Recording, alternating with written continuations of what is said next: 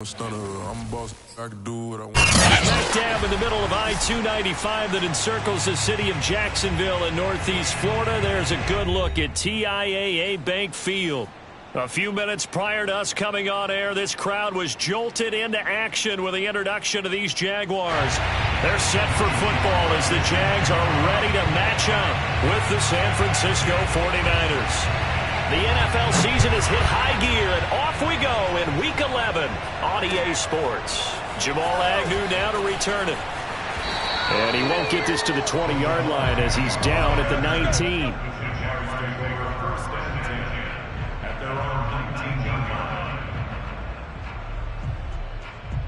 So here's a 1st and 10 now, down inside the 20.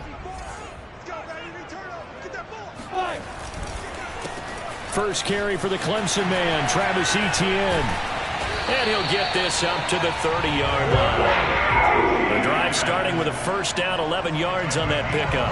And that's a pleasing run there by Travis Etienne. And every time I see him carry it, I think of the word mature. Why? 4 full seasons at Clemson, not something you normally get with a running back. Had almost 5,000 yards rushing, the school record, along with 70 rushing touchdowns. That's both the school record and ACC record. The second running back taken in the draft after Najee Harris from Alabama, number 2. Looking for Jones, and it's intercepted.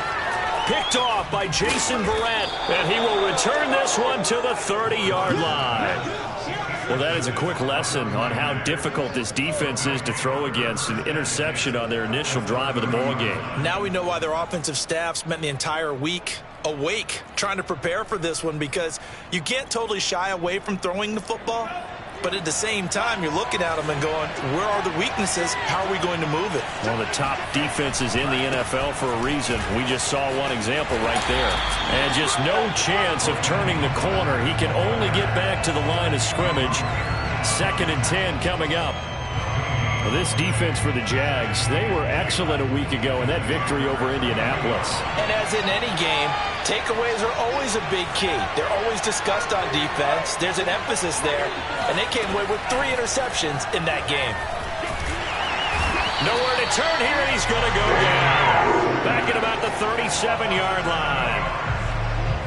Now Charles dealing with a 3rd and long. They'll have to try to go back to the air again, and this time avoid the sack. Certainly hard to try to establish momentum when all you're doing is going backwards, not protecting the passer, and he gets dumped on his backside. Now on 3rd and long, they'll look to throw. Under pressure, they got him again. Dwayne Smoot providing a little deja vu, back-to-back sacks, and now they're staring at a 4th and long.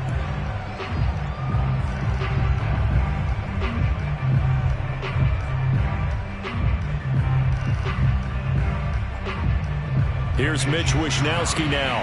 Jamal Agnew is deep to return it.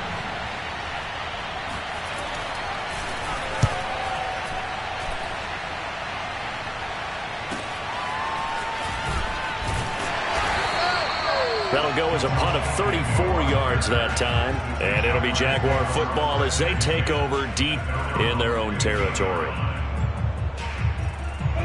Jaguars come to the line to start their next drive. Now, they were intercepted the first time they had the football, but now they get it back, and it's still 0-0. And because of that, you know what the thought process is?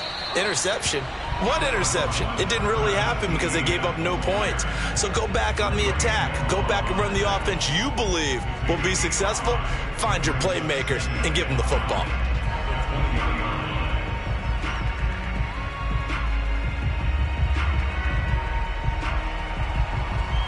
The first down run got 5. Here's 2nd and 5.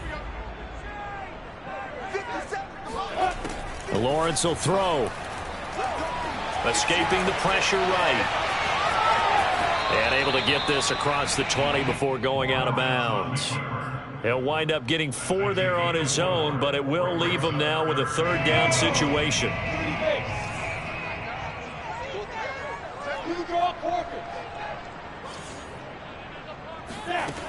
Out of the gun, it's Lawrence.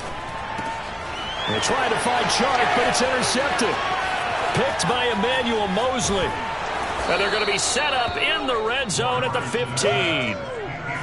He's had a fantastic rookie season, made a lot of lovely throws, but that wasn't one of them. Well, we got to give him one, don't we? I mean, with the year he's having, a lot easier for he and his teammates to accept that throw because for the most part, what they've seen, it's been pretty sensational.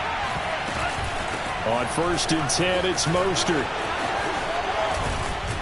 And across the chalk, into the end zone, it's a 49er touchdown.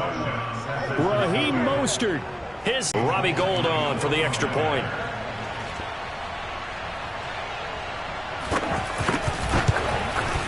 And the 49ers grab a 7-0 lead. Makes the score Niners 7, Jaguars nothing. Jody Sly set to kick off. And a fair catch signaled for and taken successfully. The Jaguars take over 1st and 10 at their own 21-yard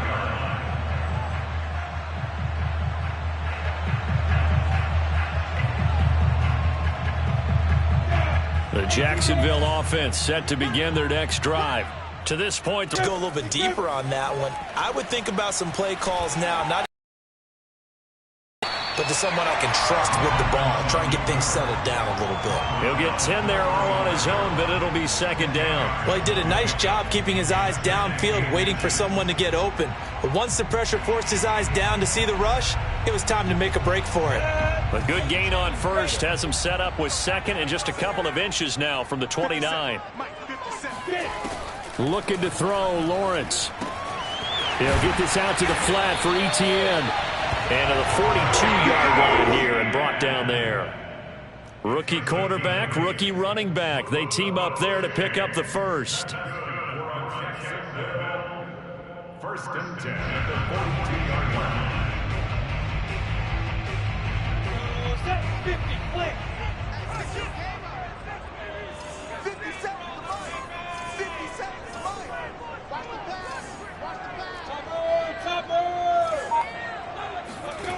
Off the play fake. Here's Lawrence. That's caught. It's Dan Arnold, the tight end. And he takes this one down almost all the way to the 30. The extra effort after the catch makes it good for a gain of 26 and also a 1st down.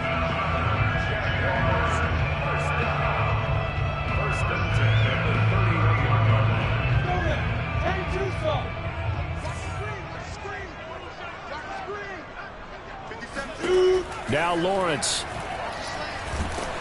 Under pressure, and he will go down. Sack back at the 38. Nick Bosa make that now 8 sacks for him on the season. He was still looking through his progressions and going through his receiver options, and while he was doing that, the defense got to him quickly in the pocket. And it was a great example of zone coverage. Well executed, well coordinated.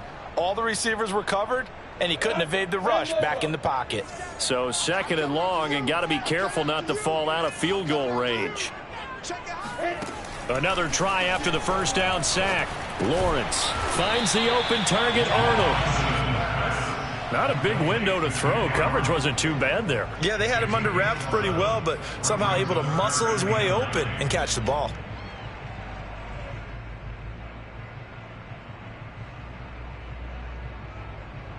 They got to get it to the 21 here on 3rd down.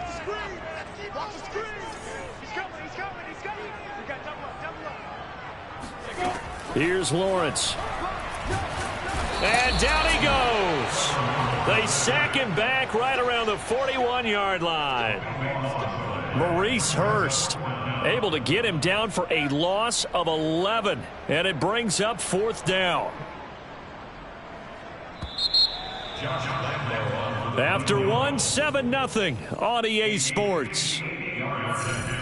That's the end of the 1st quarter with the score Niners 7, Jaguars nothing. Josh Lambo on for the field goal. A 58-yard attempt. And that one's not going to get there. Not enough juice. An ambitious effort, but it's well short. And this score will stay right where it is. Well, I was watching him in warm-ups, and he hit a 62-yarder that hit the crossbar and went over. This one a little bit inside of that, but not enough leg. And the difference is what? Well, your live conditions, right? Live conditions, game conditions are a whole lot different than practice, where you just pop it up there, no rush, no pressure. I think maybe that takes a couple yards away from you when you have to do it when it's real. That was good, tough running right up the middle, and if the defense can't penetrate and make him slow his pace or change direction, that's often the end result. So here's a 1st and 10 at the 38.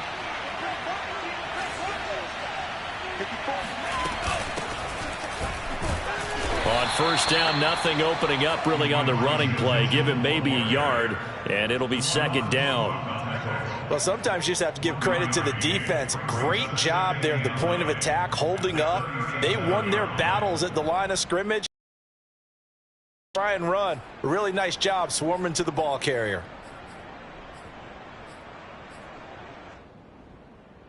Second and 9.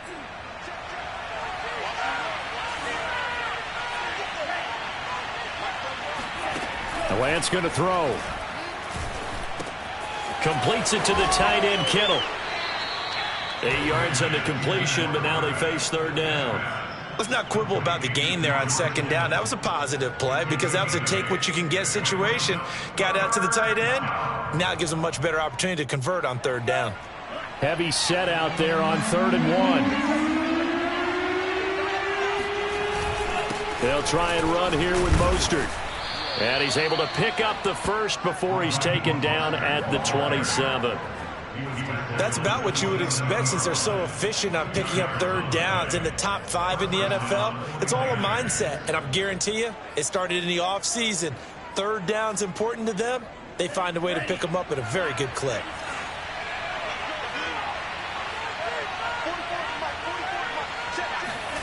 And they go jet sweep. Here's Sanu. And he'll lose yardage here, going down back at the 28. Officially, it's a 1-yard loss. That's going to bring up 2nd and 11. That's the danger, Charles, of running plays like this for your wide receiver. They can hit big or they can be duds. Yeah, you're exactly right about that, because if they're forced to try and go around defenders behind the line of scrimmage, sometimes you can give yardage in order to gain it. But in this case, they gave yardage and didn't get it back. Now this one to his tight end out on the right side. And he'll go down right on the edge of the red zone following a pickup of about 7 or 8. Brandon, perfect defense in this situation would have meant that there was an incompletion. They would have picked it off. Okay, so they gave up the completion. But I really enjoyed watching how the defense stayed in sync, stayed in great communication. And as he dragged across each zone, you see him pointing, communicating. There he is, and they passed him off to each defender. Ended up making a nice play, even though it was complete.